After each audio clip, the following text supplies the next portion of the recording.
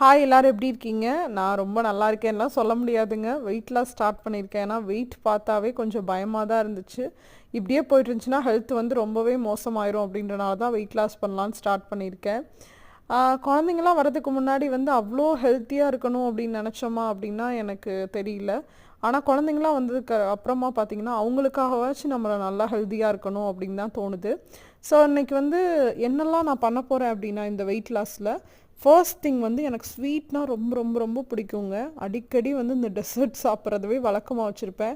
பார்ட்டிக்கெலாம் போனால் சாப்பிட்றது கம்மியாக இருக்கும், டெசர்ட் மட்டும் 2-3 டைம் எடுத்து சாப்பிடுவேன்.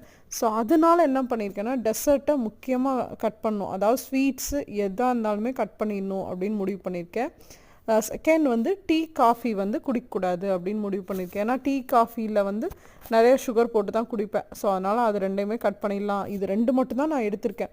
நான் ஏன் நோ சுகர் டயட்டுன்னு சொல்ல அப்படின்னா, நோ சுகர்னு நம்ம சாப்பிடாம இருப்போம் அப்படின்னு நினச்சோன்னா நம்ம ப்ரெட்டு இந்த மாதிரி ஐட்டமே சாப்பிட முடியாது. கடையிலேருந்து வாங்குறதுல அதில் சுகர்லாம் போட்டு தான் இருக்கும். ஸோ அதனால் அந்த மாதிரி ஐட்டம்லாம் நான் பெருசாக க்ரேவ் பண்ணி நிறையாலாம் சாப்பிட மாட்டேன். இந்த ஸ்வீட்டு தான் நிறையா க்ரேவ் பண்ணி சாப்பிடுவேன்னா, ஸோ அதனால் ஸ்வீட் மட்டும் கட் பண்ணலாம் அப்படின்னு சொல்லிட்டு இருக்கேன். அடுத்து வந்து இன்றைக்கி ஸ்னோ ஸ்டார்ம் சொல்லியிருந்தாங்க. ஸ்னோ வந்து ரொம்ப அதிகமாக வந்துருந்துச்சு. ஆனால் வந்து புயல் கரண்ட் இல்லாமல் போயிடும் அந்தளவுக்கு வந்து ப்ரிடிக்ஷனில் இருந்துச்சு. பட் அந்தளவுக்கு இல்லை. ஆனால் ரொம்பவே சூப்பராக இருந்துச்சு ஸ்னோ. கிறிஸ்மஸ் ட்ரீயை கலட்டுறதுக்கான டைமும் வந்துருச்சு. காலையில் வந்து பார்த்தீங்கன்னா கொத்தமல்லி சட்னியும் 2 தோசை 2 முட்டை சாப்பிட்ருந்தேன். மதியானம் தட்டைப்பயிறு குழம்பு, புடலங்காய் பொரியல், அப்புறம் வந்து அவரைக்காய் முட்டை பொரியல் தான் சாப்பிட்ருந்தேன். நெக்ஸ்ட் வீடியோவில் பார்ப்போம்.